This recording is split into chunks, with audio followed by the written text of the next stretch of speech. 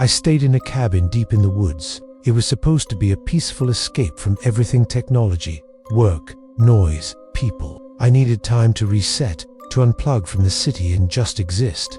A friend of mine had recommended the trip. She said solitude helped her recover after a burnout, and I thought it was my turn. After searching online for a few days, I found the perfect listing.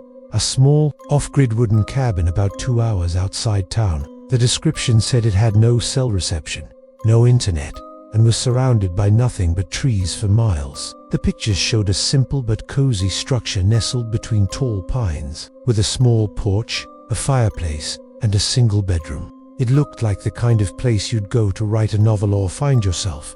I booked it for a week. I packed light, clothes, a few books, my journal, and some groceries. The weather was cool but not cold, and I was looking forward to hearing nothing but the wind in my own thoughts. When I arrived, I noticed the air felt different.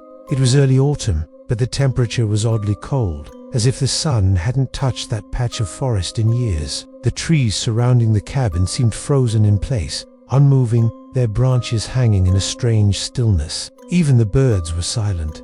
I stepped out of my car and listened. The silence wasn't peaceful, it was heavy, like the forest was holding its breath. I shook it off, grabbed my bag, and went inside. The cabin was just as described. Old but clean, rustic, yet comfortable. Wooden beams lined the ceiling.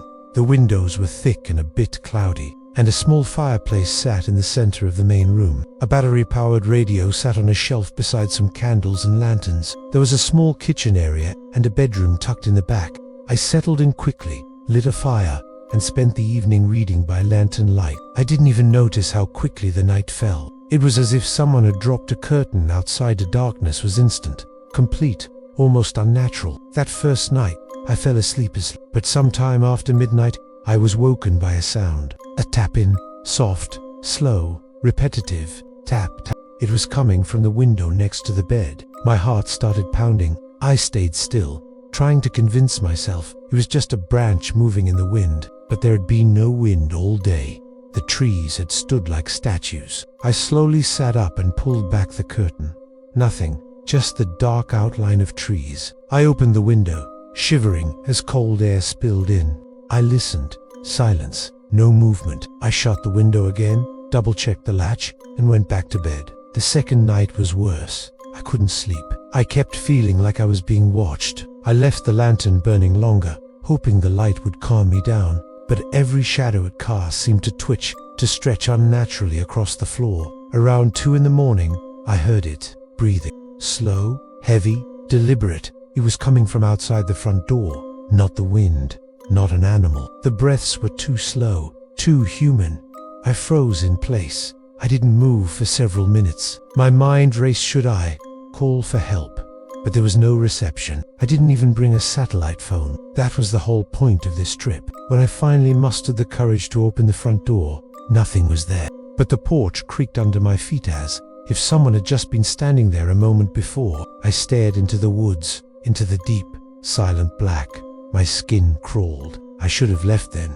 I should have packed up and driven back to town. But I didn't. I told myself it was just nerves. Maybe I was letting the isolation get to me. I was a city person, after all, not used to absolute darkness or total silence. The third night, I made sure every door and window was locked. I even pushed a chair in front of the front door and kept the lantern burning the entire night. I didn't sleep. I sat by the fireplace with a blanket over my shoulders, listening, waiting. Around 3 a.m. I turned toward the window, and I saw it, a face, not outside the window, in the window. In the reflection, it was behind me. I turned around, but no one was there. I looked back at the window. The face was gone, but I remember it clearly. Pale, grayish skin, wide, unblinking eyes, a smile that was too big for its face, showing too many teeth that didn't seem human. I didn't even stop to think. I grabbed my bag and keys and bolted out the door. The cold air slapped my face, and the forest seemed to lean in closer as I ran to the car. I started the engine and drove down the winding dirt road without looking back. I made it home just before dawn, exhausted, shaken, but relieved to be away from that place. I showered, ate, slept most of the next day, but something didn't feel right. That night, while brushing my teeth, I glanced in the bathroom mirror. There it was, that face, smiling, grinning, standing behind me. I spun around, nothing. But from that night on, I started seeing it, in every reflection, in windows, in the dark screen of my turned-off phone, in the puddle by the curb when it rained. It never moved, it never got closer, but it was always there, watching. I tried covering mirrors, turning off screens, but the less I saw it, the more I felt it, standing just behind me, breathing down my neck, waiting. Friends noticed I changed. I stopped going out. I stopped answering calls. I lost weight. I hardly slept. One friend tried to stage an intervention. She stayed at my apartment for a night. I didn't tell her what I was seeing. I didn't want her to think I was crazy. But in the morning, she looked pale and wouldn't meet my eyes. "I think something's wrong with your mirrors," she said before leaving. She never came back.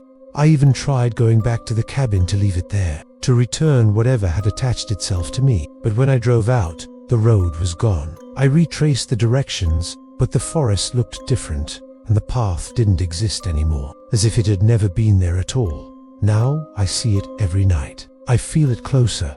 Its grin stretches wider each time. I don't know what I brought back from that cabin. I don't know if it's a ghost, or a curse, or something worse. But I know this: it followed me.